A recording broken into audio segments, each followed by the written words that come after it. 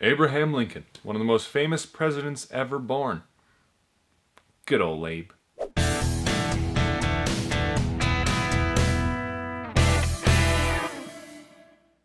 Hello everybody and welcome to History Abridged. It's history, just shorter. We all know the name Abraham Lincoln. We all know that he freed the slaves and saved America from secession. But how much do you actually know about his life? Spoiler alert, it wasn't fun. Let's start with his childhood. Lincoln was raised on the frontier, and that meant a lot of physical labor. And guess what? He hated physical labor. Man after my own heart. He'd rather just stay inside and do things like read and write.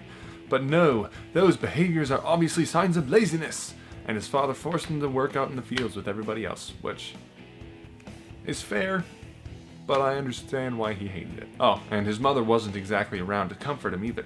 She died when he was 9, and his sister died when he was 19, giving birth to a stillborn child. Oh, and his first girlfriend also died of typhoid, and his first 2 sons died in infancy. But wait, there's more. Over the course of his life, he contracted smallpox, syphilis, and malaria twice. And to top it all off, he also suffered from clinical depression for his entire life. Man, I knew life was harder back then, but damn. Anyway, let's move on. Lincoln started his career by serving as a captain in the Illinois militia during the Black Hawk War for a grand total of 3 months before he was discharged because they had too many men. He was elected to the Illinois House of Representatives, spent some time as a lawyer, was elected to the General Assembly, then he decided to run for senator, which led to a series of debates with a guy named Stephen Douglas. These debates centered around slavery, and they were kind of huge at the time. Lincoln was all like, "Freedom!" And Douglas was like, "Freedom to choose whether or not we can have slaves or not, because, I think each state should decide, because I kind of like having slavery, but, this way I can't be held accountable."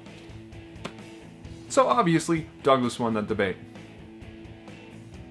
Good job, humans. On the bright side, these debates actually led to Lincoln gaining some reputation and some notoriety. People started noticing him, people started listening to his ideas and what he had to say.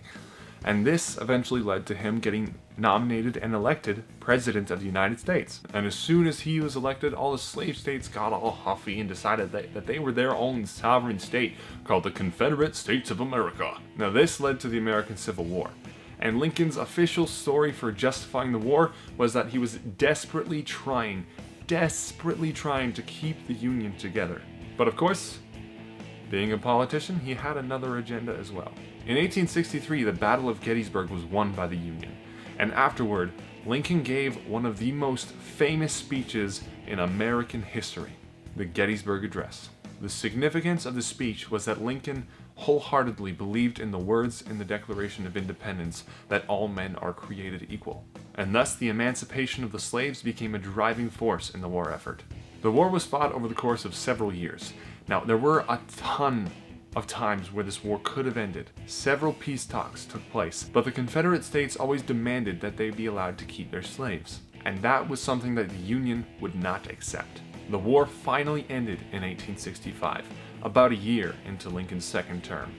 Slavery was no more, and the United States stayed a single nation.